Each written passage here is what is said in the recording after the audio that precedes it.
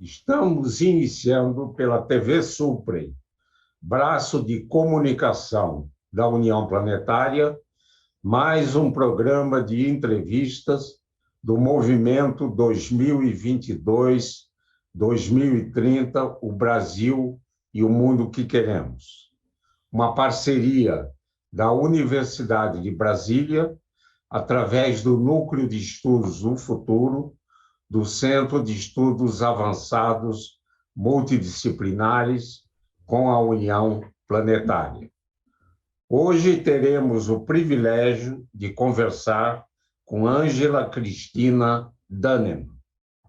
Vamos revisitar a formação básica e superior de nossa convidada e conhecer suas atividades, principalmente na área de educação.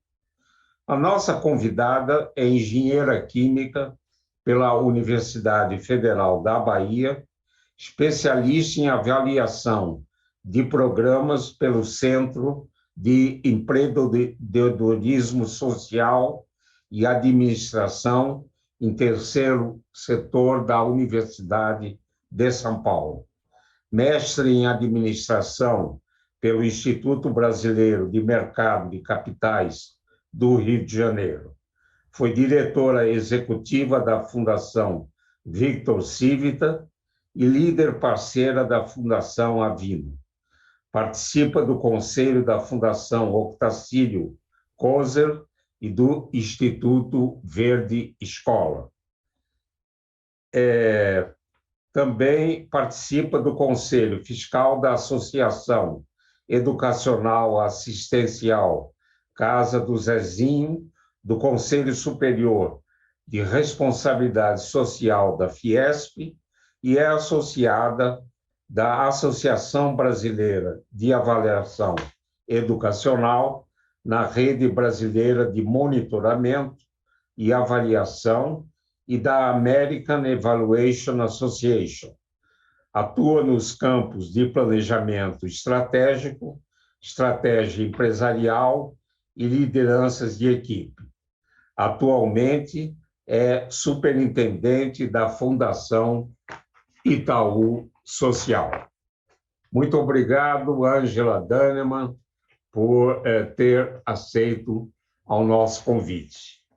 Na minha primeira indagação, pediria para revisitar a sua infância e juventude, sua formação na educação básica e superior e os caminhos que a levaram a ser uma lutadora pela melhoria da educação no Brasil. Professor Isaac Rothman, uma grande alegria e satisfação de estar aqui conversando com o senhor aqui no canal da União Planetária, da Suprem. Educação, eu acho que eu nasci nesse DNA. Eu tive uma mãe professora de escola básica e eu tive um pai professor de universidade. Então, isso vem pelo sangue, na veia. Eu estudei desde muito pequenininha e numa escola que foi recém-criada na minha terra, em Salvador, na Bahia, uma escola binacional, quando não existia isso no Brasil. Era uma escola que foi criada por professores que estavam criando a Escola de Administração da Universidade Federal da Bahia, precisavam de escola para seus filhos e meu pai me matriculou nessa escola. Era uma escola comunitária, gerida por professores que eram familiares desse grupo de professores, e se transformou na escola binacional, que se chama Escola Pan-Americana da Bahia. Depois, como era uma escola experimental, eu fui para escolas privadas em Salvador. Primeiro no ginásio, que não existe mais, que é o famoso anos finais do ensino fundamental hoje. Depois, uma escola católica dos padres marianos, no colegial, que hoje é o ensino médio. Fui a típica filha de classe média alta, devo dizer, privilegiada, na minha escolarização básica. Depois eu fiz vestibular para a Federal da Bahia em engenharia e me formei e fui trabalhar na indústria petroquímica. Quando eu digo que está no DNA da família, de muito jovem, com 11, 12 anos, me interessei por muitas coisas de educação. Eu sempre fui muito curiosa, gostava muito de ciência, gostava muito de história, lia muito. Isso nunca me abandonou e me fez acompanhar também amigos de diversos lugares, na Bahia e fora da Bahia, vendo a importância que a educação tinha na vida de cada um deles, sendo eles mais pobres, mais ricos, não importa, mas vendo essa influência muito forte, que me levou mais tarde a ser voluntária em uma série de organizações sociais que faziam educação. No início, mais voltadas para ensino da língua inglesa, eu era voluntária nesse sentido. Depois, na organização dessas pequenas, como se chamava antigamente, né? Ou trazendo iniciativas e apoiando iniciativas.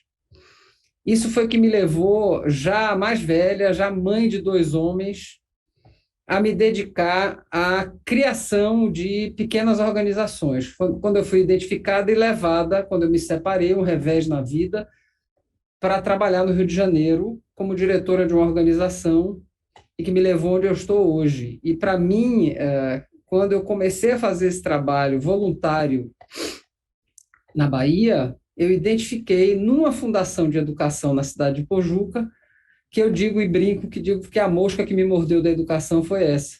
E eu resolvi dedicar minha vida à melhoria da educação pública, considerando que são quase 85% das matrículas no país. E se a gente não tem pessoas bem formadas, com qualidade, e é possível fazer num país que já tem um fundo para a educação básica, que já evoluiu na universalização do acesso, demoramos muito, mas não há por que a gente não dedicar todas as nossas atenções, iniciativas, ações para dar educação de qualidade a todas as crianças, adolescentes e jovens.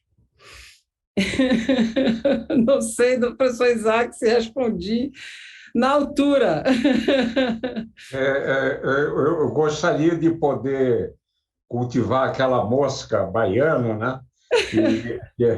que a influenciou, né? Que seguramente ela carrega muito axé, né? Sim, muito axé. Para nos motivar, na minha visão, a ação mais importante no Brasil, que é a educação. Isso. Ângela, atualmente é superintendente da Fundação Itaú Social, e poderia, então, destacar as principais ações da Fundação realizadas no passado e as que estão sendo feitas no presente? Com muito prazer. A Fundação Itaú Social nasce dentro do conceito do que o nosso Estatuto da Criança e Adolescente é o fundamento do nosso ECA, né? Que é o pleno desenvolvimento do potencial de cada criança, adolescente e jovem nesse país. Quando essa fundação nasce, ela nasce ainda com primeiros projetos, ainda sem a fundação verdadeira, que foi no ano 2000, em parcerias com o Unicef, principalmente, mas também com uma outra grande organização de educação desse país, chamada SEMPEC, que é sediada aqui em São Paulo. Com esse olhar, a gente precisa trabalhar com a criança e o adolescente, mas a gente percebe que o Brasil, lá atrás, a fundação, é um país que tem uma escola que dura 3 horas e meia, 4, se tudo isso. E quando eu cito o tempo, não quer dizer que o tempo é a variável mais importante, mas é para dizer que um tempo limitado limita também o desenvolvimento do potencial. Não permite que essa escola possa tratar da ciência natural como deve, não permite que essa escola possa tratar da leitura como deve, do desenvolvimento da cultura como deve, dos valores como deve, porque é insuficiente para cobrir um currículo e uma expansão curricular para competências gerais, que hoje assim é citado, com os espaços e os agentes, professores e outros educadores, que precisa ter, como no mundo tem, escolas de 6, 7 horas de duração, e muitas vezes com atividades extracurriculares. O que é que a gente trabalha desde o início e que é um DNA do Itaú Social, hoje dentro de uma fundação que aumentou, o Itaú Social virou a Fundação Itaú, que hoje abriga também o cultural e a iniciativa de educação e trabalho do Itaú, e também apoiando e sendo mantenedora do Instituto Todos pela Saúde, ou seja, ganha em temática, mas especificamente o Itaú Social, ele olha para esse aparente dicotomia que não se opõe, na realidade se complementa, que é o trabalho com as redes públicas, nessa escola que ainda é insuficiente, sob o ponto de vista de qualidade, ela universaliza, mas ela é insuficiente sob o ponto de vista de qualidade, e nas atividades das organizações comunitárias que trabalham com a educação complementar, né, para olhar de uma maneira que o país não consegue migrar todas as unidades escolares para uma unidade de tempo de 6 a 7 horas. É um investimento alto, principalmente em pessoas, formação de professores, salários, condições de trabalho, mas não apenas nisso, infraestrutura também. Então, a gente trabalha desde o início da fundação, dessa fundação, com um trabalho de 2 pilares. Um pilar que trabalha com as redes públicas na busca da melhoria da qualidade, contribuindo para isso, que nós não somos os atores na ponta, e, do outro lado, na busca do fortalecimento das organizações da sociedade civil, que tem um trabalho de educação integral importante e que tem influência nos seus territórios, inclusive no diálogo com as escolas públicas. O Itaú Social trabalha os 2 grandes programas do Itaú Social, o que se chama Melhoria da Educação, que trabalha com municípios e com consórcios e arranjos intermunicipais para se valer desse potencial aumentado quando os municípios pequenos se agrupam e conseguem ganhar escala com menos custo, mas também com mais eficiência na formação de professores, na avaliação dos projetos, e, por outro lado, com o entorno da escola, quando a gente desce ao território municipal, com as organizações da sociedade civil que cumprem o papel que a escola não consegue dar conta no outro turno. Gostam de chamar de contraturno, eu não gosto de palavra contra na frente. Eu chamo de turno complementar, aquele que vai acrescentar à criança e ao adolescente aquilo que ela não conseguiu obter na escola, porque a escola não teve a condição suficiente para isso. Então, nós trabalhamos hoje com conceitos que são contribuir para melhorar a gestão das redes educacionais municipais, com melhoria da educação, e, do outro lado, contribuir para fortalecer as organizações da sociedade civil, individualmente ou em rede também, ou seja, procurando potencializar o coletivo, a atuação colaborativa, quer ela seja nas redes públicas, quer ela seja numa rede da sociedade civil. Dessa forma, também criando uma interação no território onde elas estão, mas também fortalecendo a visão da democracia que deveria ser dos profissionais atuarem em conjunto, porque veem que há uma qualidade nisso. Professor Isaac. E atualmente, quais são as ações assim que são apoiadas pela Fundação Itaú Social? Todo esse movimento que eu descrevi de maneira muito conceitual, ele atua com parcerias. Nossa equipe não é uma equipe grande. A gente pensa, a Fundação, o Itaú Social é uma fundação das maiores do Brasil. E a gente imaginaria assim, bom, deve ter bastante gente trabalhando lá. A gente atua com uma visão que na gestão é conhecida como terceirizada. No social é conhecido como parcerias. Então, a gente faz muita pesquisa e prospecção da educação para identificar quais são os gargalos que a gente precisa enfrentar. E busca nisso as organizações, principalmente as organizações da sociedade civil, também empresas, quando não há organizações da sociedade civil para tratarem dos gargalos, como parceiros para atuarem na ponta. Então, existe um sem número de organizações que existem no Brasil há mais de 30 anos, que atuam com a educação pública há muito tempo. Eu falei do SEMPEC no início, é uma dessas. O SEDAC é outra dessas. A Avante, na Bahia, é outra dessas. O IQE, em Pernambuco, é outro desses. Eu estou dando alguns exemplos. A Oficina Municipal. Então, são todos parte de uma rede grande que nós tecemos de parceiros que atuam de braços dados para essa contribuição que a gente dá para a melhoria da qualidade.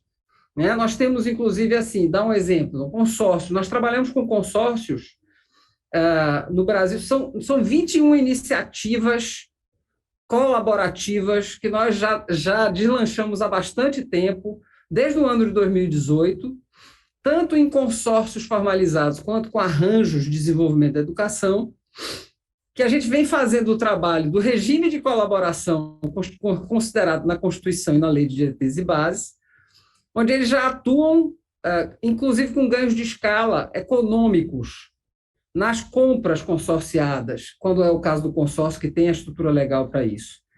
Hoje nós estamos atuando, professor Isaac, em mais de 400 municípios pelo Brasil. Além disso, com um trabalho colaborativo entre Estado e município, nos estados da Bahia, com a formação continuada de duplas gestoras, tanto do município quanto do Estado. A gente fala aqui de mais de 9 mil profissionais da educação. A gente trabalha no regime de colaboração também, terminamos o trabalho de regime de colaboração do Estado de Pernambuco com os seus municípios, com acompanhamento pedagógico dos resultados da educação. Estamos começando um trabalho no Estado do Piauí, com o Estado e seus municípios, numa determinada região, para começarmos um piloto no ano que vem, deslancharmos no Estado inteiro, se tudo for bem na eleição. E fazemos uma parceria com o Unicef no estado do Rio Grande do Norte para a recuperação da defasagem de ano no trajetória de sucesso escolar. Só para dar algum exemplo de onde estamos e como atuamos. Veja que na minha fala vai sempre a história, estamos com um parceiro. Então, exemplo, a Avante, que é uma instituição de educação da Bahia que tem mais de 30 anos, está conosco na cidade de Lusiânia, em Goiás. O SEDAC está conosco tanto em Parauapebas quanto em Santa Bárbara do Oeste. A gente não vai com a equipe própria lá na ponta, porque o que a gente chama de tecnologias educacionais, porque não são metodologias simplesmente teóricas, elas são aplicações diretas na prática. A nossa tecnologia é fazer a prospecção, a pesquisa, o monitoramento e avaliação e o planejamento estratégico. Entram todos os nossos parceiros na ponta pedagógica, educacional, mas também na ponta de gestão. É como a gente funciona no Itaú Social. E sempre trazendo a pesquisa não só para aplicação direta, mas pesquisa também para identificar soluções para gargalos que ainda não têm soluções. Muito bom. Se a gente fizer assim uma pesquisa de iniciativas no campo da educação no Brasil, a gente vai ver coisas maravilhosas, né? E um ponto que assinalou a importância de fazer a escala de experiências bem-sucedidas, né? Quando falou no Rio Grande do Norte, né? Me lembro que eu visitei uma iniciativa que foi feita pelo cientista Miguel Nicoleles, que lá em Natal, em Macaíba, e também tem uma filial na Bahia de escola de ciência, né? E as crianças eram de escolas públicas, né? Bastante vulneráveis, e frequentavam essa escola de ciência no contraturno da escola normal que eles faziam. E eu fui visitar as duas unidades no Rio Grande do Norte, aquelas visitas, né, que a diretora interrompe as atividades, e eu tentava manter um diálogo com as crianças de 8, 9, 10, 11 anos de idade, né? E depois de estabelecer uma certa confiança no diálogo, eu perguntava para todas elas, né, se gostavam mais da escola tradicional ou da escola de ciência. Foi unânime, todos falaram de ciência. Claro. Mas eu perguntava por quê. E eu fiquei assim muito impressionado com a manifestação das crianças, né? Algumas diziam: aqui a gente é bem recebida, aqui a gente se sente como gente, né? E uma menina que devia ter 9, 10 anos, ela falou: eu gosto daqui porque na outra escola eu estudo, e aqui eu aprendo, né? Quer dizer, o Paulo Freire ficaria contente de ver essa análise feita por uma criança, né? Eu posso lhe trazer um exemplo assim parecido, professor? Pois não. Nós trabalhamos com um projeto que foi criado dentro da Federal da Bahia, na Escola Politécnica, por uma professora que nos entramos em contato com ela por acesso dela, através do INSPER, e ela nos trouxe um projeto que na época se chamava Meninas na Ciência de Dados. A professora Carla Scherri nos apresentou uma coisa maravilhosa, que as meninas também estavam muito engajadas. Eu tive uma conversa com essas meninas por 2 horas no dia que eu visitei o projeto. Elas levantavam os dados das comunidades do entorno à Escola Politécnica, no bairro da Federação, em Salvador, que elas moravam, dados de saneamento, de violência, de endereço, população e CEP, questões de logística dentro das próprias comunidades, e construíam projetos para resolver essas questões. O projeto ficou tão interessante que a Secretaria de Estado adotou o programa e pediu para incluir os meninos também. E era um programa de ensino fundamental 2, que é justamente um dos gargalos enormes hoje na nossa educação. Então, é muito fascinante ver que as soluções elas surgem. É preciso que a gente trabalhe com elas para elas terem escala, como o senhor falou no início. Falou na Bahia, eu tenho também um exemplo de uma iniciativa na Bahia magnífica, né?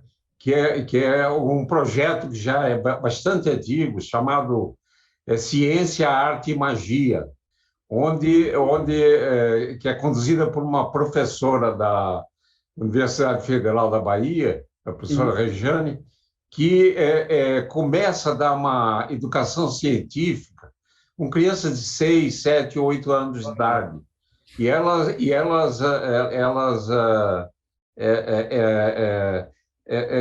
têm como meta final escrever um livro de uma série de construtores do conhecimento, dependendo da área que ela se sente atraída, né? Se for pintura, se for balé, se for genética, né? É formidável. Professora, eu gostaria que, com a sua experiência, apontasse os gargalos e as principais prioridades da educação brasileira. Eu acho que, assim, em termos de prioridade, a maior, para mim, é a formação contínua dos nossos educadores, professores, coordenadores pedagógicos e diretores. As universidades ainda não produzem profissionais que estão prontos. Aliás, não produzirão. É necessário que o professor que sai da universidade ele tenha a prática para poder aprender a ser professor. Isso é fundamental, essa articulação com a prática. Os outros 2 que eu acho que são, rapidamente, eu quero pontuá-los, assim, a gente trabalhar com o ensino fundamental anos finais, com uma visão de inclusão desses adolescentes, fazendo projetos como esse que eu mencionei na Bahia.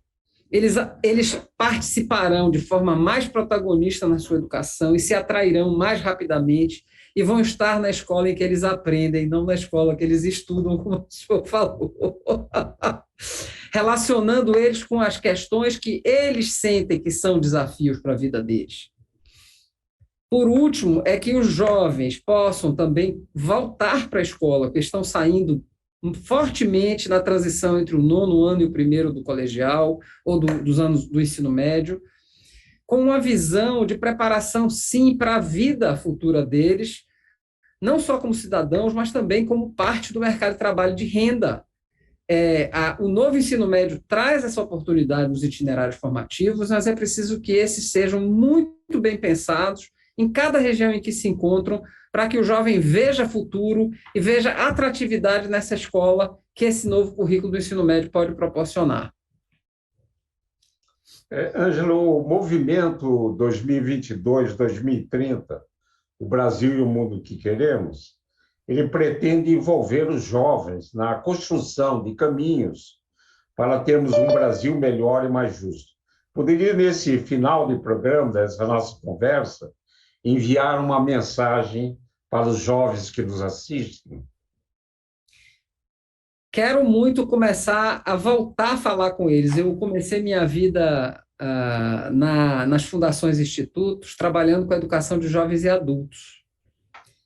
Então, o que eu quero dizer a esses jovens é que vamos juntos fazer da escola esse lugar que é importante para as nossas vidas. Se ela, a que você está hoje, não é, pegue seus colegas e faça com que ela seja. Gere oportunidades que você tem de um grêmio para que busque junto à direção da escola.